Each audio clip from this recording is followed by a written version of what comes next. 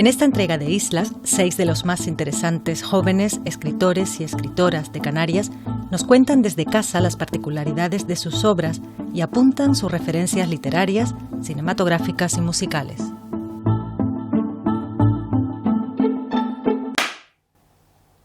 Hola, soy Andrea Abreu, tengo 25 años y vengo del municipio de Ico de los Vinos. Actualmente vivo en Madrid y soy escritora. Es además poeta y periodista, colaboradora de medios como El País y Pícara Magazine y directora del Festival de Poesía de Alcalá de Henares. ¿Que no te va? Sí me va, pero no me gusta estar todo el día colgado. Si no, mis colegas me se desmadran. Las creaciones que más me interesan son aquellas que abordan la realidad desde los márgenes. A mí lo que me va a pasar de todo. Navajeros es una de mis películas preferidas. Seguro que allí encuentro unos tíos que tienen un tate guapísimo. También la de Jonas Carpiñano, su película de Shambra me encanta. Cuya acción se desarrolla en la región italiana de Calabria y que cuenta las andanzas del joven gitano Pío Amato en su afán de sobrevivir en las calles entre italianos, refugiados africanos y su propia comunidad. Y, por ejemplo, la película La camarista, de Lila Avilés, es una de las que más me gusta, de las últimas que he visto. Un muerto en la 2154. Y aborda la perspectiva de las camareras de piso en los hoteles de lujo.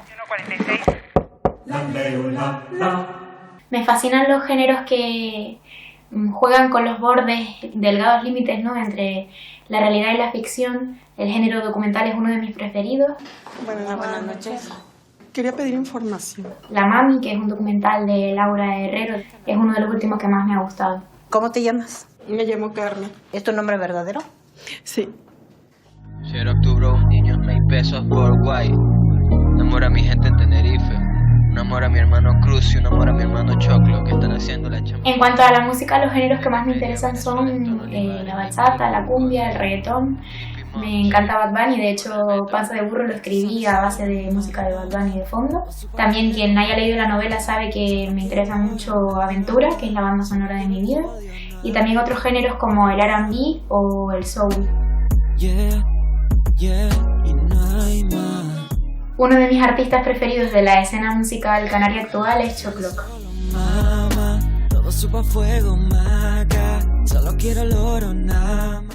¿Sobre qué escribes? Los temas que más suelo tratar en mi escritura son, por ejemplo, la muerte, la amistad entre niñas, la construcción de la propia identidad, el descubrimiento de la sexualidad o la menstruación, por ejemplo. Temas que aborda en sus 2 poemarios, Primavera que sangra, editado primero como fanzine y recientemente reeditado por De Mi Pech Editorial, y Mujer sin párpados. Y esta, que nos muestra orgullosa, es su primera novela, Panza de Burro. Creo que una de mis grandes búsquedas, sobre todo a raíz de la publicación de Panza de Burro, es el reflejo de la oralidad canaria y también de la realidad de los barrios rurales de Canarias. Sus referentes literarios apuntan hacia Latinoamérica: el libro de cuentos Pelea de Gallos, de la ecuatoriana Fernando Ampuero; Papi, novela de 2005 de la dominicana Rita Indiana; La perra, de la colombiana Pilar Quintana; y una de sus últimas lecturas, Casas vacías, primera novela de la mexicana Brenda Navarro y que cuenta la pesadilla de 2 mujeres, la madre del niño que desaparece de un parque y la de aquella que lo rapta y lo cuida. Creo que la principal dificultad que tiene la gente de mi generación para desarrollar su actividad creativa es que somos incapaces de pensar un futuro. Pienso que vivimos en una época en la que todo es tan incierto, tan diferente a la época que vivieron nuestros padres, que nos cuesta mucho muchas veces sentarnos y escribir porque nos sentimos continuamente ansiosas de lo que pueda venir, porque no somos capaces de pensar nuestra vida más allá de 2 meses en adelante. Y creo que algo significativo es que estemos viviendo una pandemia mundial, ¿no? Creo que eso no lo han vivido otras generaciones y que lo hemos tenido que comer nosotras. Para mí el asunto sustancial, ¿no? El asunto de Panza de Burro es la amistad entre niñas. Yo ahora con Panza de Burro he tenido que hacer un Zoom de presentación y todo es completamente diferente, pero creo que tenemos que repensarnos y sobre todo buscar nuevas maneras de lograr una sostenibilidad económica y también ecológica, ¿no? Lo que más me resulta llamativo de la literatura que se está escribiendo actualmente, sobre todo en Canarias, es la cuestión política, digamos. No quiero decir que la literatura que se está haciendo hoy en día sea de alguna manera panfletaria, pero sí pienso que sabe integrar muy bien las cuestiones de la identidad y las reivindicaciones, por ejemplo, de lo canario dentro de la literatura. Me interesa mucho en ese sentido la obra de Aida González y de Yeray Barroso, por ejemplo, que están en esa búsqueda de la propia identidad a través de la escritura.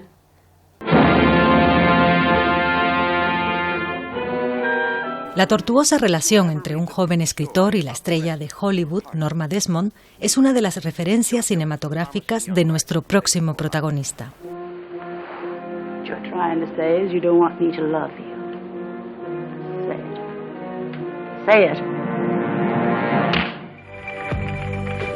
Además de escribir, se dedica a la investigación teatral, la poesía y la dramaturgia. ¿Nos defines tu obra?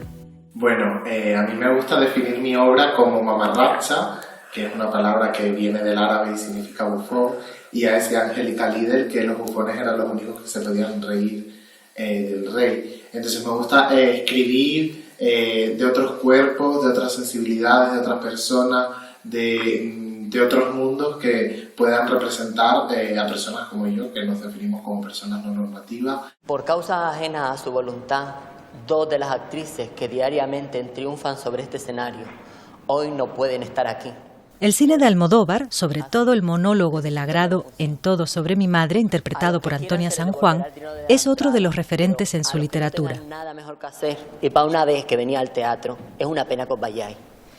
Si os quedáis, yo prometo entreteneros contando la historia de mi vida. Una literatura reivindicativa y aún así no deja de ser consciente del propio lenguaje, de todas las posibilidades que tiene la creación poética cuando se cuela en el teatro, cuando se cuela en la narrativa, ya que considero que los elementos poéticos son muy importantes en mi obra. Es uno de los ganadores del concurso Nuevas Escrituras Canarias en su edición de 2019 con la obra de teatro ¿Y qué esperabas? ¿Qué te parecen esas nuevas escrituras canarias? De la literatura que yo leo, porque obviamente no puedo abarcarla toda, sí destacaría cómo se empiezan a colar de debates que se están superando, ¿no? Ya podemos tener personajes que son diversos, que nos pueden representar a todas. Se rompen cada vez más las fronteras entre lo que se ha llamado cultura, alta cultura y cultura popular. Y por supuesto algo que me llama muchísimo la atención es como cada vez más los escritores reivindican la ficción como una forma de salvación, como una forma de curarnos.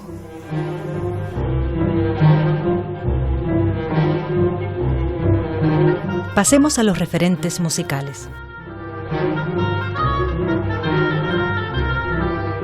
Siempre que me duele la cabeza, y creo que ese es el lado mágico, me pongo el amor brujo de Falla,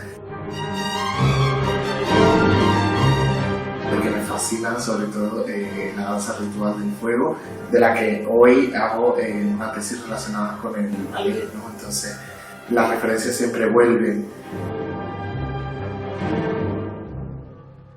¿Qué piensas sobre las dificultades y ventajas que tienen los nuevos autores para escribir? A ver, yo creo que las redes sociales son sin duda nuestro gran instrumento, aunque yo soy un poco clásica o cibertorpe, me sigue resultando un instrumento para poder llegar a leer a personas que en otros círculos más cerrados, que había en otras épocas, no hubiese conocido. Como obstáculo, yo diría que el gran obstáculo de todas las escritoras de la historia, sin duda, es la autocensura. Y ahora, una referencia escultórica. Me gusta pensar que mi arte es una contrarrespuesta a, por ejemplo, el rapto de Proserpina, de Bernini, y que nosotras estamos escribiendo una literatura desde su óptica para responder a todas estas referencias que cuanto más me pienso, más canónica y machistas me resultan, porque se cuelan muy pocas mujeres, entre las que por supuesto tendría que destacar a Edith Piaf.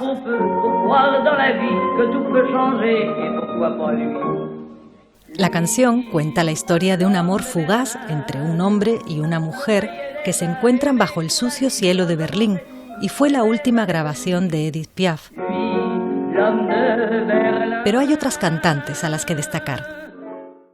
A Beyoncé o a Rocío Dúrcal, que sin duda dentro de la música popular para mí son referentes fundamentales, porque ya ellas lo dijeron todo sobre el amor y sobre la vida. Ya no ves, la vida es así, tú te vas. Escuchando La gata bajo la lluvia, te hacemos la última pregunta. Tus referentes literarios. Y ya no seré tuya. Cuando tengo que pensar en qué autores me han influido más, sin duda creo que tienen que ver con todos aquellos que he investigado y que he leído por mi interés por el teatro, especialmente Calderón, Lorca o José Ruibal, que es un dramaturgo bastante olvidado. Es periodista, guionista y presentadora de radio. Nuestra próxima protagonista nos recibe escuchando a su grupo favorito, The Smiths. El tema de las referencias artísticas es bastante complicado porque al final una pues lee tantas cosas, se entusiasma con tantas cosas, ¿no? Que nunca sabes ciertamente qué es lo que te llevó por este camino o por otro, ¿no? Me interesan bastante las escrituras autobiográficas. Por ejemplo, me interesa mucho Annie Ernaux, Amélie Nothomb y demás. Y fuera ya de lo poético, de lo literario, me siento bastante influenciada por la música que me gusta, por los videojuegos que me gustan, por las series que me gustan. Pues este videojuego es uno de sus favoritos, Life is Strange, protagonizado por una joven fotógrafa capaz de viajar en el tiempo y cambiar los acontecimientos al volver al presente.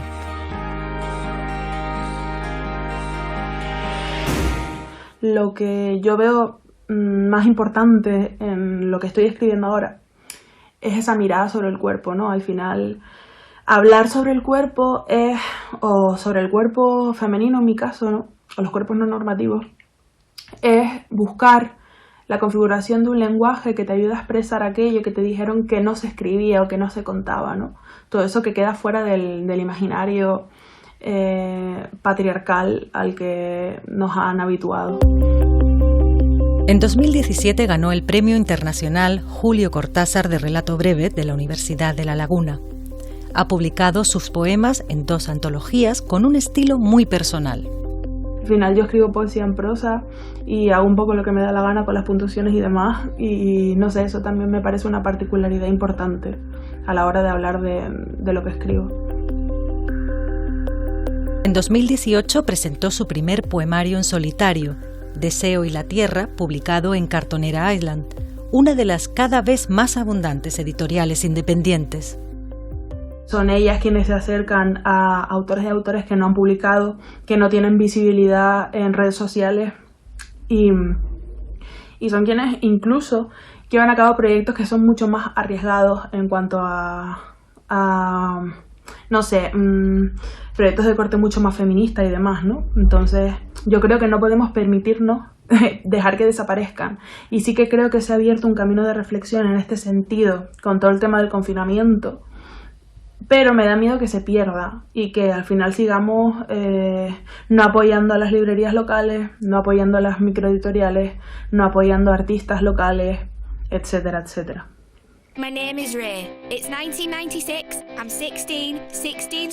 Pero sigamos con sus referencias. En este caso se trata de la serie My Mad Fat Diary, algo así como Mi loco gordo diario. Como en Life is Strange, otra chica que lucha por llevar una vida como la de los otros adolescentes. Abordan problemáticas de una manera tan adolescente, pero a la vez tan cruda. Creo que es algo que me gustaría tener presente en mi obra, ¿no? Siempre me siento como muy post-adolescente.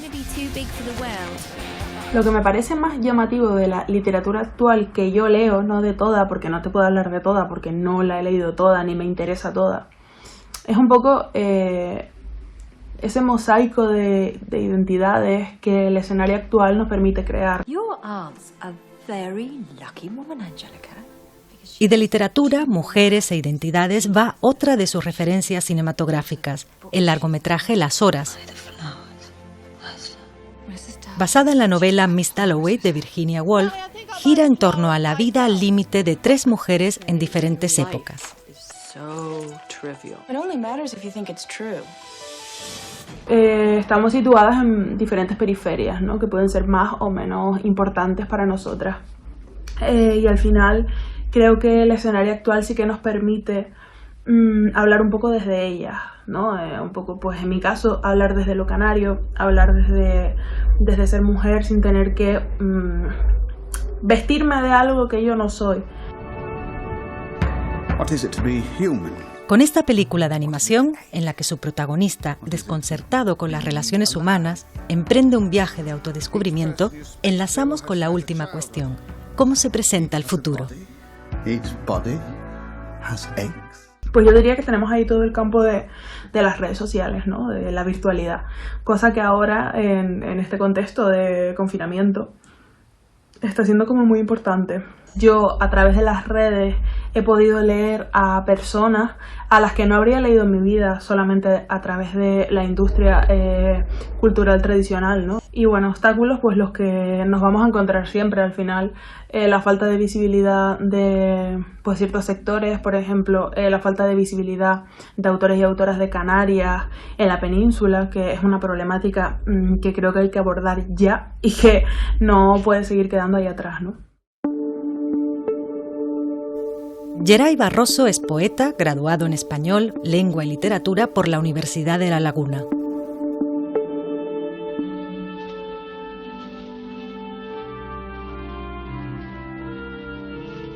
Y esta es una de sus referencias cinematográficas más importante, la obra del poeta del cine, Andrei Tarkovsky. Si pienso en mis referencias, el primer lugar que se me viene a la memoria es el lugar de la infancia, porque en ella creo que es donde se generan los primeros hallazgos literarios. Algo en lo que también coincide con el director ruso.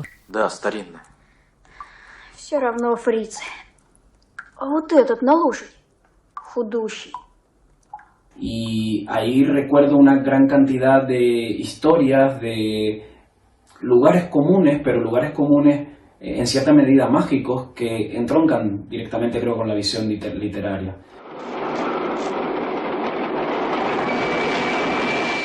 Visión que también comparte con otro de sus referentes, el director de cine Víctor Erice.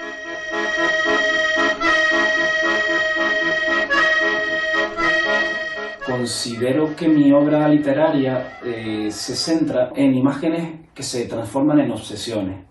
De ahí intento buscar una respuesta para mí de lo que supone el mundo, de lo que supone existir en él y de lo que supone existir en un mundo como el actual, tremendamente confuso. Una búsqueda que emprende en Huida al centro del agua y continúa en su último poemario, Ceremonia, ganador del concurso Nuevas Narrativas Canarias en 2018. No es extraño que una de sus referencias sea la obra de otro poeta cinematográfico, el realizador franco-español Oliver Laxe. Yo intento buscar una complejidad del lenguaje desde lo sencillo con imágenes que se transforman en obsesiones. Por ejemplo, en mi último libro, Ceremonia, el pájaro se convierte en una imagen que rodea todo el libro y que está constantemente en los poemas. Otra de sus referencias preferidas, esta vez musical, nos sirve para pasar al siguiente tema, la situación de los jóvenes escritores.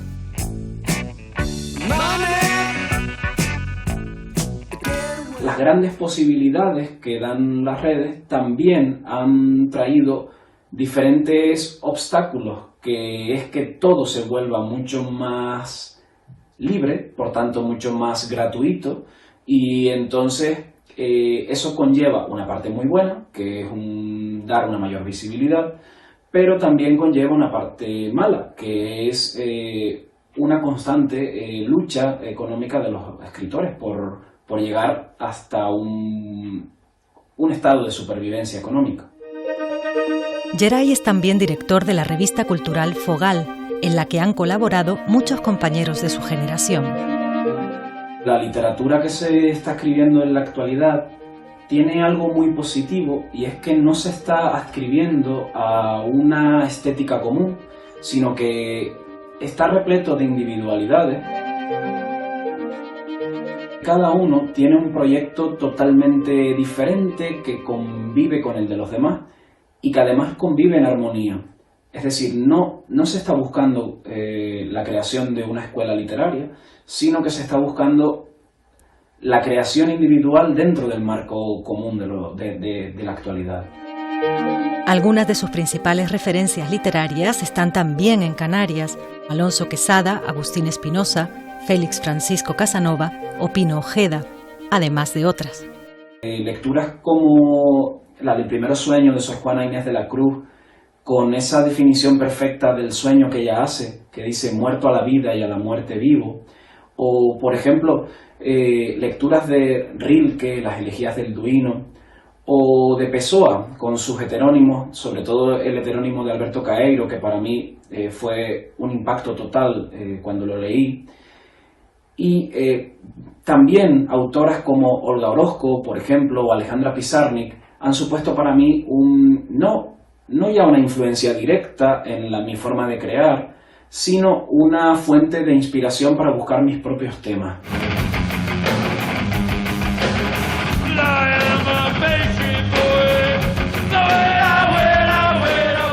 Y nada mejor que otra de sus referencias musicales, el grupo de hardcore Fugazi y su lema «Hazlo tú mismo», para plantearle la última pregunta sobre el futuro de la literatura.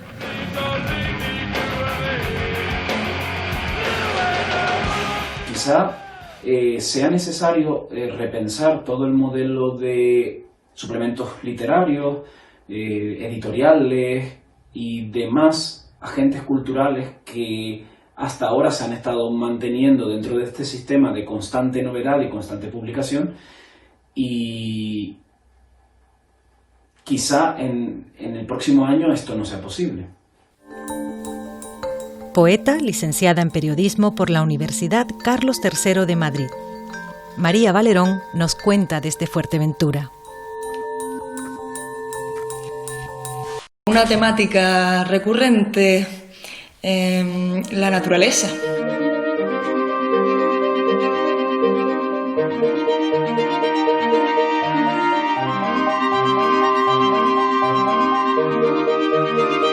No de forma consciente, fue totalmente inconsciente, un recurso que llegó casi que solo, pero creo que es algo que nos ocurre a todas las personas que nos dedicamos a cualquier disciplina artística en Canarias, pero es inevitable. En cualquier isla del archipiélago tenemos un recurso ilimitado a nuestro alcance, es una gran suerte. La acompañamos a su casa para conocer su obra. La palabra como paracaídas, su debut en 2013, concebida como herramienta en defensa del medio ambiente, y sus dos poemarios, El pescador de letras y La pequeña vida.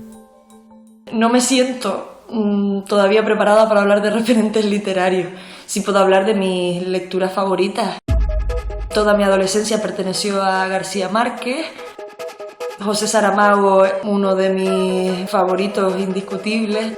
También Emilia Pardo Bazán, también Baudelaire, también Cristina Peri Rossi, también Francisca Aguirre, también Cortázar, también Sepúlveda.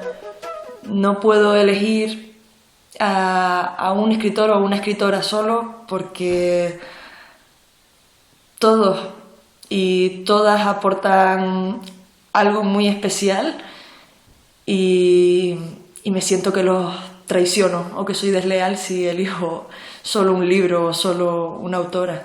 ¿No has visto por aquí al príncipe? A Kochowski le he estado buscando, pero no lo he visto. Y esta es una de sus películas favoritas. Pues yo estoy de acuerdo. Al arte hay que protegerlo, hay que impulsarlo, hay que promocionarlo. Muy importante, estoy convencido. He hablado con el ministro del Ramo y él piensa lo mismo que yo. ¿Ah, sí? Sí, por supuesto, el coronavirus traerá, como todas las grandes crisis, traerá consecuencias para la cultura. La cultura siempre, inevitablemente y por desgracia, es la primera en caer en todas las crisis económicas.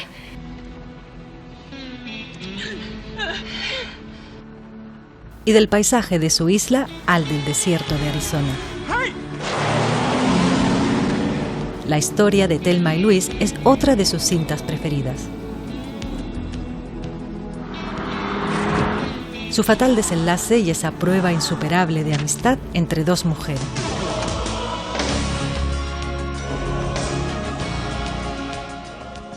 La pandemia nos ha traído en el ámbito artístico una actividad que no se había visto en muchos años en la red.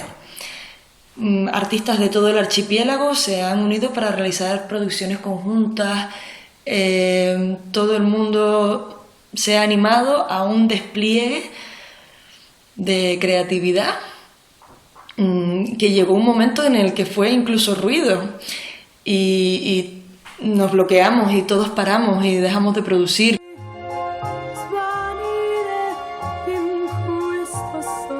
Estado por el que también pasa el protagonista de Dolor y Gloria, la autoficción y hasta el momento última película de Pedro Almodóvar.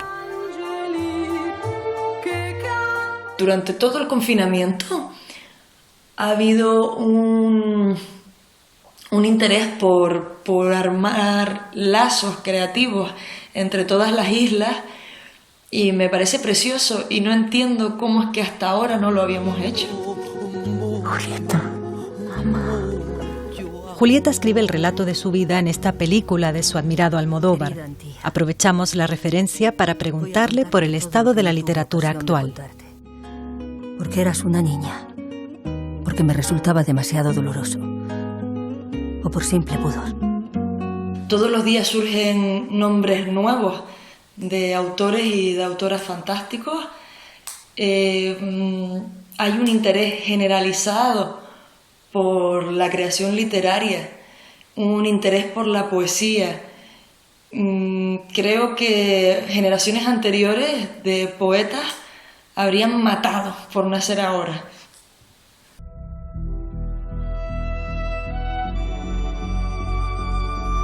Rodrigo García Marina estudió viola en el Conservatorio Profesional de Música de Las Palmas de Gran Canaria. Actualmente cursa el grado de Filosofía en la UNED y acaba de graduarse en Medicina en la Universidad de Las Palmas de Gran Canaria. La artista multidisciplinar estadounidense Meredith Monk es la primera referencia que nos cita. Precisamente la memoria es uno de los temas fundamentales en su obra. Hacer memoria implica no solo recordar, sino generar una relación con un pasado que puede ser futurizable. Entonces, eso es importante porque, por un lado, la memoria siempre es un ejercicio que requiere de la ficción, requiere de un invento, requiere de una parcialidad, de un recuerdo y, por lo tanto, de una intención, de deseo, de fantasía que está interno en el ejercicio de hacer memoria.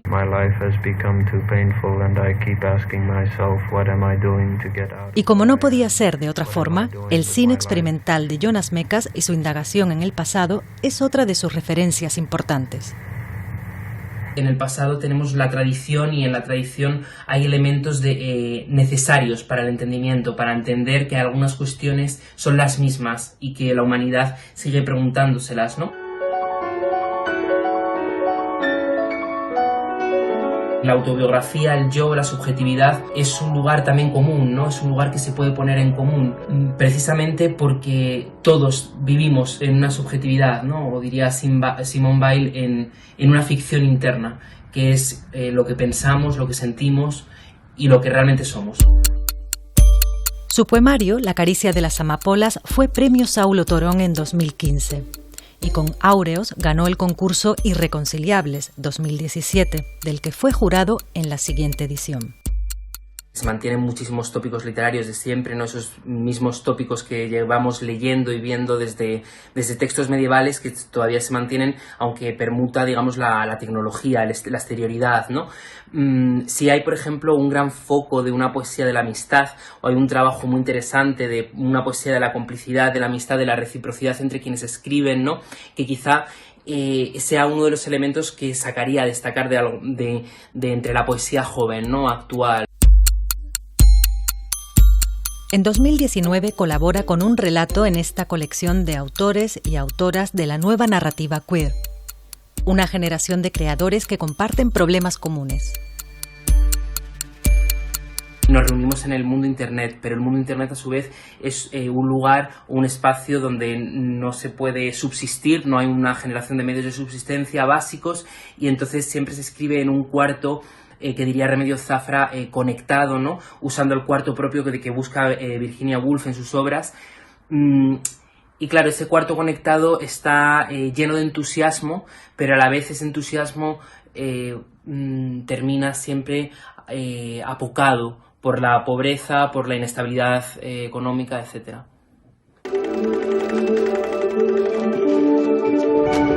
La creación es un trabajo. Anie Varda es otro de sus referentes cinematográficos, pionera del cine hecho por mujeres y feminista, con una obra que indaga en la complejidad de la sociedad. Las generaciones actuales tienen que hacer frente literariamente, no digo a nivel político, a algunos aspectos de las condiciones de la habitabilidad del mundo, ¿no? Es algo que, por ejemplo, no se enfrentaban las anteriores generaciones, y sobre lo que también hay que escribir, y sobre lo que de hecho se escribe, que sería la catástrofe y la crisis ecológica, los grandes movimientos, las grandes migraciones, el proceso globalizador que implica a los idiomas, y por supuesto el elemento siempre de lo ciber que está presente y que hace que el lenguaje y la relacionalidad interpersonal se haya transformado. Il y a trois mots qui sont importants pour moi. Inspiration, création, partage. De eso se tiene que hacer cargo, por supuesto, la poesía, porque la poesía es el lugar o el laboratorio del lenguaje, de la reflexividad, donde se puede dar un nuevo horizonte retórico, no filosófico, pero que permite precisamente, al abrir un nuevo lenguaje, permite una nueva conceptualización. Entonces, quizás sea para mí en mi opinión, uno de los grandes retos, ¿no? de los escritores actuales y de las escritoras. La poeta Anne Carson es una de sus principales referencias literarias, cuya obra es objeto de una investigación que realiza en estos momentos. Para terminar, nos lee uno de sus poemas. Visitar a mi madre es como empezar con una obra de Beckett. Conoces esa sensación de atravesar la corteza, la densa oscuridad, o no, del pequeño cuarto con paredes demasiado estrechas, tan predecibles, tintineo y súbito esfumarse de juguetes que son de la memoria, y por error aparecen ahí, vagando asfixiados en las páginas del dolor. Peor, responde cuando pregunto, a pesar del ¿era abril? Brillo vivaz de sus ojos, salimos a remar por el lago como asoma apenas de sus labios nuestro amor, ese locuaz instigador, recorre el cuarto azotándolo todo y se esconde otra vez.